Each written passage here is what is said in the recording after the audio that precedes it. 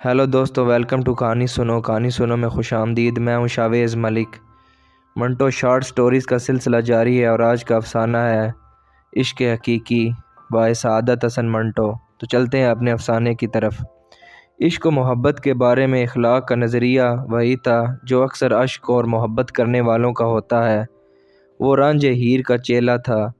इश्क में मर जाना इसके नज़दीक एक अजीम शान मौत मरना था। इखलाक 30 बरस का हो गया मगर बावजूद कोशिशों के इसको किसी से इश्क ना हुआ। लेकिन एक दिन इंगर्ड बर्गमैन की पिक्चर फार्म होम दी बेल्स टोल्स का फार होम दी बेल टोल्स का मैटनी शो देखने के दौरान उसने महसूस किया कि इसका दिल इस बुर्का पोश लड़की से वाबस्ता हो गया है जो इसके साथ वाली सीट पर बैठी थी और सारा वक्त अपनी टांग हिलाती रही थी। पर्दे पर जब साए कम और रोशनी ज़्यादा हुई तो इखलाक ने इस लड़की को एक नज़र देखा। इसके माथे पर पसीने के नन्हे नन्हे कतरे थे। नाक की फुनंग पर चंद बूंदें थी। जब इखलाक ने इसकी तरफ देखा तो इसकी टांग हिलना बंद हो गई। एक अदा के साथ इसने अपने स्याह बुरके की जाली से अपना चेहरा ढांप लिया। ये हरकत कुछ ऐसी थी कि इखलाक को बेख्तियार हंसी आ गई। इस लड़की ने अपनी सहेली के कान में कुछ कहा। दोनों हौले हौले हंसी। इसके बाद इस लड़की ने नकाब अपने चेहरे से हटा लिया। इखलाक की तरफ तीखी तीखी नज़रों से देखा और टांग हिलाकर फिल्म देखने में मशगूल होगी। इखलाक सिगरेट पी रहा था। इंगर्ड बर्गमैन इसकी महबूब एक्ट्रेस थी। फार होम दी बेल टोल्स में इसके बाल कटे हुए थे। फिल्म के आगाज़ में जब इखलाक ने इसे देखा तो वो बहुत ही प्यारी मालूम हुई, लेकिन साथ वाली सीट पर बैठी हुई लड़की देखने के बाद वो इंगर्ड बर्गमैन को भूल गया। यूं तो करीब करीब सारा फिल्म इसकी निगाहों के सामने चला मगर इसने बहुत कम ही देखा। सारा वक्त वो लड़की इसके दिलो दिमाग पर छाई रही। इखलाक सिगरेट पर सिगरेट पीता रहा। एक मर्तबा इसने राख झाड़ी तो इसका सिगरेट उंगलियों से निकलकर इस लड़की की गोद में जा पड़ा। लड़की फिल्म देखने में मशगूल थी इसलिए सिगरेट गिरने का कुछ पता ना था। इखलाक बहुत घबराया। इसी घबराहट में इसने हाथ बढ़ाकर सिगरेट इसके बुरके पर से उठाया और फर्श पर फेंक दिया। लड़की हड़बड़ा कर उठ खड़ी हुई। इखलाक ने फ़ौरन कहा, माफ़ी चाहता हूँ, आप पर सिगरेट गिर गया था। लड़की ने तीखी तीखी नज़रों से इखलाक की तरफ देखा और बैठ गई। बैठकर इसने अपनी सहेली से सरगोशी में कुछ कहा। दोनों हौले हौले हंसी और फिल्म देखने में मशगूल हो गईं। फिल्म के अख्ताम पर जब कायद-ए-आज़म की तस्वीर नमूदार हुई तो इखलाक उठा। खुदा मालूम क्या हुआ, इसका पाँव लड़की के पाँव के साथ टकराया। इखलाक एक बार फिर सर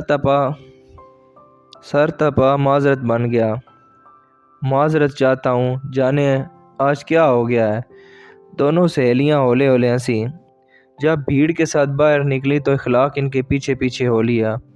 वो लड़की जिससे इसको पहली नज़र का इश्क हुआ था मुड़ मुड़ कर देखती रही।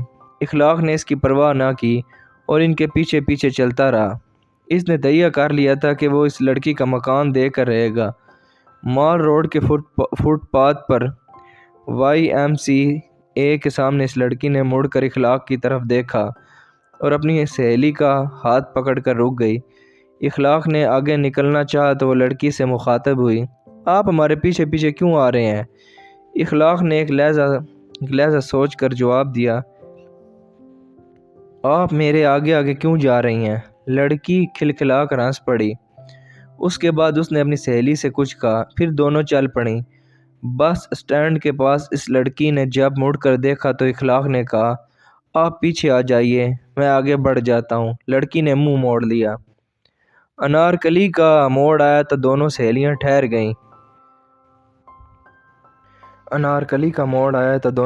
ठहर गईं। इखलाक पास से गुजरने लगा तो उस लड़की ने इससे कहा, आप हमारे पीछे ना आइए, ये बहुत बुरी बात है। लहजे में बहुत संजीदगी थी। इखलाक ने बहुत بہت بہتر کہا اور واپس چل دیا۔ اس نے مڑ کر بھی ان کو نہ دیکھا، لیکن دل میں اس کو افسوس تھا کہ وہ کیوں اس کے پیچھے نہ گیا۔ اتنی دیر کے بعد اس کو اتنی شدت سے محسوس ہوا تھا کہ اس کو کسی سے محبت ہوئی ہے، لیکن اس نے موقع ہاتھ سے جانے دیا۔ اب خدا معلوم پھر اس لڑکی سے ملاقات ہو یا نہ ہو۔ جب وائی ایم سی اے کے پاس پہنچا تو رک کر اس نے انارکلی کے موڑ کی طرف دیکھا، مگر اب وہاں کیا تھا؟ وہ تو اس وقت انارکلی کی طرف چلی گئی تھیں۔ لڑکی کے نقش بڑے پتلے پتلے تھے، باریک ناک، چھوٹی سی ٹھوڑی، پھول کی پتیوں جیسے ہونٹ۔ جب پردے پر سائے کم اور روشنی زیادہ ہوتی تھی تو اس نے اس کے بالائی ہونٹ پر ایک تل دیکھا تھا جو بے حد پیارا لگتا تھا۔ اخلاق نے سوچا تھا کہ اگر یہ تل نہ ہوتا تو شاید وہ لڑکی نامکمل رہتی۔ اس کا وہاں پر ہونا اشد ضروری تھا۔ چھوٹے چھوٹے قدم تھے جن میں کنوارا پن تھا، چونکہ اس کو معلوم تھا کہ ایک مرد میرے پیچھے پیچھے آ رہا ہے، اس لیے ان چھوٹے چھوٹے قدموں میں ایک بڑی پیاری لڑکھڑاہٹ سی پیدا ہو گئی تھی۔ اس کا مڑ کر تو دیکھنا غضب تھا۔ گردن کو ایک خفیف سا جھٹکا دے کر وہ پیچھے اخلاق کی طرف دیکھتی اور تیزی سے منہ موڑ لیتی۔ دوسرے روز وہ انگرڈ برگمین کا فلم پھر دیکھنے گیا۔ شو شروع ہو چکا تھا۔ والٹ ڈزنی کا کارٹون چل رہا تھا کہ وہ اندر ہال میں داخل ہوا۔ ہاتھ کو ہاتھ سجھائی نہیں دیتا۔ گیٹ کیپر کی بیٹری کی اندھی روشنی کے سہارے اس نے ٹٹول کر ایک خالی سیٹ تلاش کی اور اس پر بیٹھ گیا۔ ڈزنی کا کارٹون بہت مزاحیہ تھا۔ ادھر ادھر کئی تماشائی ہنس رہے تھے۔ دفعتاً بہت ہی قریب سے اخلاق کو ایسی سنائی دی کہ جس کو وہ پہچانتا تھا۔ مڑ کر اس نے پیچھے دیکھا تو وہی لڑکی بیٹھی تھی۔ اخلاق کا دل دھک دھک کرنے لگا۔ لڑکی کے ساتھ ایک نوجوان لڑکا بیٹھا تھا۔ شکل و صورت کے اعتبار سے وہ اس کا بھائی لگتا تھا۔ اس کی موجودگی میں وہ کس طرح بار بار مڑ کر دیکھ سکتا تھا۔ انٹرول ہو گیا۔ اخلاق کوشش کے باوجود فلم اچھی طرح نہ دیکھ سکا۔ روشنی ہوئی تو وہ اٹھا۔ لڑکی کے چہرے پر نقاب تھا، مگر اس مہین پردے کے پیچھے اس کی آنکھیں اخلاق کو نظر آئی جن میں مسکراہٹ کی چمک تھی۔ لڑکی کے بھائی نے سگریٹ نکال کر سلگایا۔ اخلاق نے اپنی ہاتھ میں جیب ڈالا اور اس سے مخاطب ہوا، ذرا ماچس عنایت فرمائیے۔ لڑکی کے بھائی نے اس کو ماچس دے دی۔ اخلاق نے اپنا سگریٹ سلگایا اور ماچس اس کو واپس دے دی۔ شکریہ۔ لڑکی کی ٹانگ ہل رہی تھی۔ اخلاق اپنی سیٹ پر بیٹھ گیا۔ فلم کا بقیہ حصہ شروع ہوا۔ ایک دو مرتبہ اس نے مڑ کر لڑکی کی طرف دیکھا، اس سے زیادہ کچھ نہ کر سکا۔ فلم ختم ہوا۔ لوگ باہر نکلنا شروع ہوئے۔ لڑکی اور اس کا بھائی ساتھ تھے۔ اخلاق ان سے ہٹ کر پیچھے پیچھے چلنے لگا۔ سٹینڈ کے پاس بھائی نے اپنی بہن سے کچھ کہا۔ ایک ٹانگے والے کو بلایا۔ لڑکی اس میں بیٹھ گئی۔ لڑکا سٹینڈرڈ میں چلا گیا۔ لڑکی نے نقاب میں سے اخلاق کی طرف دیکھا۔ اس کا دل دھک دھک کرنے لگا۔ ٹانگا چل پڑا۔ سٹینڈرڈ کے باہر اس کے 3-4 دوست کھڑے تھے۔ ان میں سے ایک کی سائیکل اس نے جلدی پکڑی اور ٹانگے کے تعاقب میں روانہ ہو گیا۔ یہ تعاقب بڑا دلچسپ رہا۔ زہر کی ہوا چل رہی تھی۔ لڑکی کے چہرے پر سے نقاب اٹھ جاتی۔ سیاہ جارجٹ کا پردہ پھڑا کر اس کے سفید چہرے کی جھلکیاں دکھاتا۔ کانوں میں سونے کے بڑے بڑے جھومر تھے۔ پتلے پتلے ہونٹوں پر سیاہی مائل سرخی تھی اور بالائی ہونٹ پر تل، وہ اشد ضروری تل۔ بڑے زور کا جھونکا آیا تو اخلاق کے سر پر سے ہیٹ اتر گیا اور سڑک پر دوڑنے لگا۔ ایک ٹرک گزر رہا تھا۔ اس کے وزنی پہیے کے نیچے آیا اور وہیں چت ہو گیا۔ لڑکی ہنسی۔ اخلاق مسکرا دیا۔ گردن موڑ کر ہیٹ کی لاش دیکھی جو بہت پیچھے رہ گئی تھی، اور لڑکی سے مخاطب ہو کر کہا، اس کو تو شہادت کا رتبہ مل گیا۔ لڑکی نے منہ دوسری طرف موڑ دیا۔ اخلاق تھوڑی دیر کے بعد پھر اس سے مخاطب ہوا، آپ کو اعتراض ہے تو واپس چلا جاتا ہوں۔ لڑکی نے اس کی طرف دیکھا مگر کوئی جواب نہ دیا۔ انارکلی کی ایک گلی میں ٹانگا رکا اور وہ لڑکی اتر کر اخلاق کی طرف بار بار دیکھتی نقاب اٹھا کر ایک مکان میں داخل ہوئی۔ اخلاق ایک پاؤں سائیکل کے پیڈل پر اور دوسرا پاؤں دکان کے تھڑے پر رکھ کر تھوڑی دیر کھڑا رہا۔ سائیکل چلانے ہی والا تھا کہ اس مکان کی پہلی منزل پر ایک کھڑکی کھلی۔ لڑکی نے جھانک کر اخلاق کو دیکھا مگر فوراً ہی شرما کر پیچھے ہٹ گئی۔ اخلاق تقریباً آدھا گھنٹہ وہاں کھڑا رہا مگر وہ پھر کھڑکی میں نمودار نہ ہوئی۔ دوسرے روز اخلاق صبح سویرے انارکلی کی اس گلی میں پہنچا۔ 15-20 منٹ تک ادھر ادھر گھومتا رہا۔ کھڑکی بند تھی۔ مایوس ہو کر لوٹنے والا تھا کہ ایک فالسا بیچنے والا صدا لگاتا آیا۔ کھڑکی کھلی، لڑکی سر سے ننگی نمودار ہوئی۔ اس نے فالسے والے کو آواز دی، بھائی فالسے والے ذرا ٹھہرنا۔ پھر اس کی نگاہیں ایک دم اخلاق پر پڑیں۔ چونک کر وہ پیچھے ہٹ گئی۔ فالسے والے نے سر پر سے چھابڑی اتاری اور بیٹھ گیا۔ تھوڑی دیر کے بعد وہ لڑکی سر پر دوپٹہ لینے نیچے آئی۔ اخلاق کو اس نے کنکھیوں سے دیکھا، شرمائی اور فالسے لیے بغیر واپس چلی گئی۔ اخلاق کو یہ ادا بہت پسند آئی، تھوڑا سا ترس بھی آیا۔ فالسے والے نے جب اس کو گھور کے دیکھا تو وہ وہاں سے چل دیا۔ چلو آج اتنا ہی کافی ہے۔ چند دن ہی میں اخلاق اور اس لڑکی میں اشارے شروع ہو گئے۔ ہر صبح 9 بجے وہ انارکلی کی اس گلی میں پہنچتا۔ کھڑکی کھلتی، وہ سلام کرتا، وہ جواب دیتی، مسکراتی، ہاتھ کے اشاروں سے کچھ باتیں ہوتی، اس کے بعد وہ چلی جاتی۔ ایک روز انگلیاں گھما کر اس نے اخلاق کو بتایا کہ وہ شام کے 6 بجے کے شو سینما دیکھنے جا رہی ہے۔ اخلاق نے اشاروں کے ذریعے پوچھا، کون سے سینما ہاؤس؟ اس نے جواب میں کچھ اشارے کیے مگر اخلاق نہ سمجھا۔ آخر میں اس نے اشاروں میں کہا، کاغذ پر لکھ کر نیچے پھینک دو۔ لڑکی کھڑکی سے ہٹ گئی۔ چند لمحات کے بعد اس نے ادھر ادھر دیکھ کر کاغذ کی ایک مڑوڑی سی نیچے پھینک دی۔ اخلاق نے اسے کھولا، لکھا، پلازا پروین۔ شام کو پلازا میں اس کی ملاقات پروین سے ہوئی۔ اس کے ساتھ اس کی سہیلی تھی۔ اخلاق اس کے ساتھ والی سیٹ پر بیٹھ گیا۔ فلم شروع ہوا تو پروین نے نقاب اٹھا لیا۔ اخلاق سارا وقت اس کو دیکھتا رہا۔ اس کا دل دھک دھک کرتا تھا۔ انٹرول سے کچھ پہلے اس نے آہستہ سے اپنا ہاتھ بڑھایا اور اس کے ہاتھ پر رکھ دیا۔ وہ کانپ اٹھی۔ اخلاق نے فوراً ہاتھ اٹھا لیا۔ دراصل وہ اس کو انگوٹھی دینا چاہتا تھا بلکہ خود پہنانا چاہتا تھا جو اس نے اس روز خریدی تھی۔ انٹرول ختم ہوا تو اس نے پھر اپنا ہاتھ بڑھایا اور اس کے ہاتھ پر رکھ دیا۔ وہ کانپی لیکن اخلاق نے ہاتھ نہ ہٹایا۔ تھوڑی سی دیر کے بعد اس نے انگوٹھی نکالی اور اس کی ایک انگلی میں چڑھا دی۔ وہ بالکل خاموش رہی۔ اخلاق نے اس کی طرف دیکھا۔ پیشانی اور ناک پر پسینے کے ننھے ننھے قطرے تھر تھرا رہے تھے۔ فلم ختم ہوا تو اخلاق اور پروین کی یہ ملاقات بھی ختم ہو گئی۔ باہر نکل کر کوئی بات نہ ہو سکی۔ دونوں سہیلیاں ٹانگے میں بیٹھی اور اخلاق کو دوست مل گئے۔ انہوں نے اسے روک لیا لیکن وہ بہت خوش تھا اس لیے کہ پروین نے اس کا تحفہ قبول کر لیا تھا۔ دوسرے روز مقررہ اوقات پر جب اخلاق پروین کے گھر کے پاس پہنچا تو کھڑکی کھلی تھی۔ اخلاق نے سلام کیا۔ پروین نے جواب دیا۔ اس کے دائیں ہاتھ کی انگلی میں اس کی پہنائی ہوئی انگوٹھی چمک رہی تھی۔ تھوڑی دیر اشارے ہوتے رہے۔ اس کے بعد پروین نے ادھر ادھر دیکھ کر ایک لفافہ نیچے پھینک دیا۔ اخلاق نے اٹھایا، کھولا تو اس میں خط تھا، انگوٹھی کے شکریے کا۔ گھر پہنچ کر اخلاق نے ایک طویل جواب لکھا، اپنا دل نکال کر کاغذوں میں رکھ دیا۔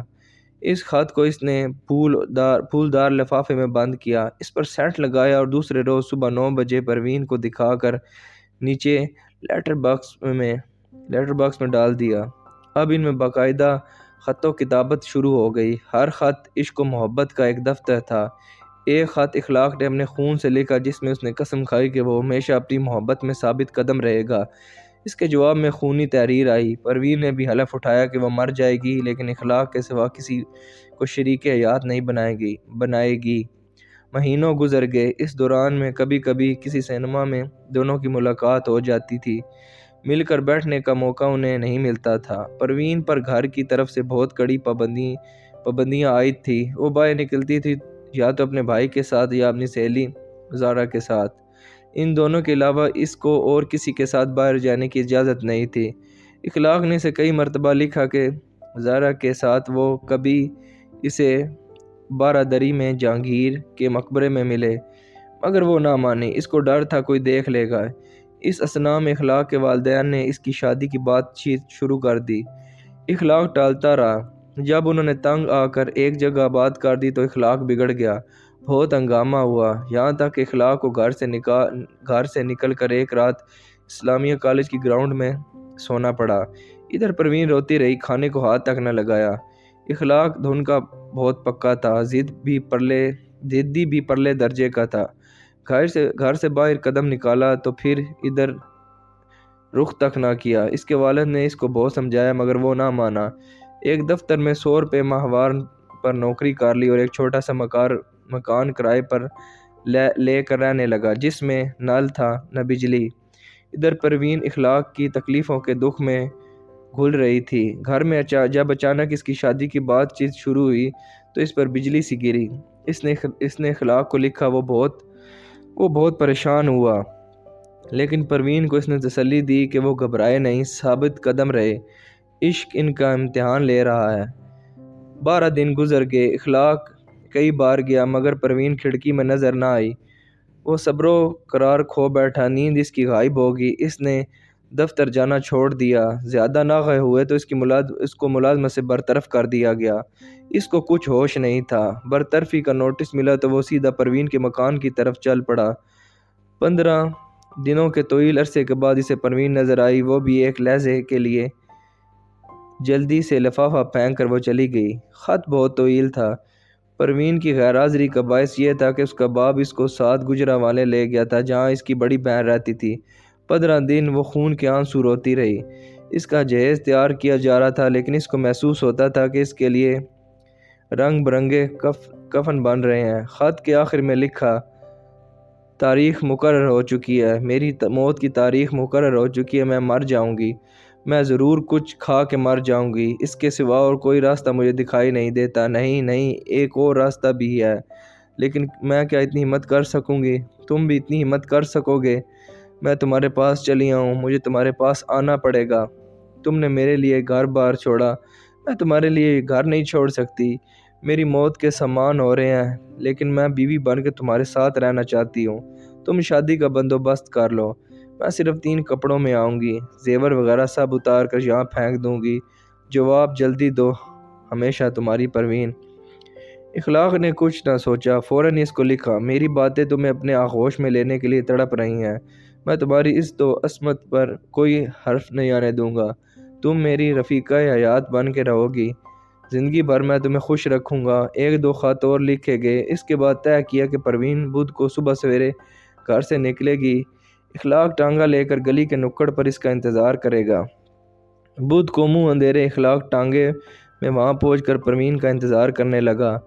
15-20 منٹ گزر گئے۔ اخلاق کا اضطراب بڑھ گیا، لیکن وہ آ گئی۔ چھوٹے چھوٹے قدم اٹھاتی وہ گلی میں نمودار ہوئی۔ چال میں لڑ کھڑاہٹ تھی، سر تاپا۔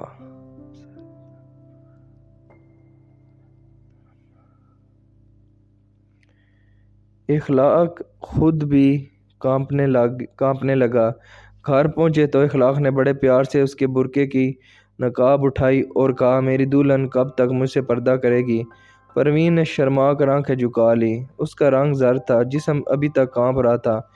اخلاق نے بالائی ہونٹ کے تل کی طرف دیکھا تو اس کے ہونٹوں پر ایک بوسہ تڑپنے لگا۔ اس کے چہرے کو اپنے ہاتھوں میں لے کر اس نے تل والی جگہ کو چوما۔ پروین نے نہ کی۔ اس کے ہونٹ کھلے، دانتوں میں گوشت خوردہ تھا۔ سڑا ہند کا ایک بھپکا اخلاق کی ناک میں گھس گیا۔ ایک دھکا سا اس کو لگا۔ ایک اور بھپکا پروین کے منہ سے نکلا تو وہ ایک دم پیچھے ہٹ گیا۔ پروین نے حیا آلودہ آواز میں کہا، شادی سے پہلے آپ کو ایسی باتوں کا حق نہیں پہنچتا۔ یہ کہتے ہوئے اس کے گلے ہوئے مسوڑے نمایاں ہوئے۔ اخلاق کے ہوش و حواس غائب تھے، دماغ سن ہو گیا تھا۔ دیر تک وہ دونوں پاس بیٹھے رہے۔ اخلاق کو کوئی بات نہیں سوچتی تھی۔ پروین کی آنکھیں جھکی ہوئی تھی۔ جب اس نے انگلی کا ناخن کاٹنے کے لیے ہونٹ کھولے تو پھر ان گلے ہوئے مسوڑوں کی نمائش ہوئی۔ بو کا ایک بھپکا نکلا۔ اخلاق کو متلی آنے لگی۔ اٹھا اور ابھی آیا کہہ کر باہر نکل گیا۔ ایک تھڑے پر بیٹھ کر اس نے بہت دیر سوچا۔ جب کچھ سمجھ میں نہ آیا تو لائل پور روانہ ہو گیا، جہاں اس کا ایک دوست رہتا تھا۔ اخلاق نے سارا واقعہ سنایا تو اس نے بہت لعن طعن کی اور اس سے کہا فوراً واپس جاؤ۔ اخلاق نے سارا واقعہ سنایا تو اس نے بہت لعن طعن کی اور اس سے کہا فوراً واپس جاؤ، کہیں بیچاری خودکشی نہ کر لے۔ اخلاق رات کو واپس لاہور آیا۔ گھر میں داخل ہوا تو پروین موجود نہیں تھی۔ پلنگ پر تکیہ پڑا تھا، اس پر 2 گول گول نشان تھے، کیلے۔ اس کے بعد اخلاق کو پروین کہیں نظر نہ آئی۔ Thank you for listening. Subscribe my channel.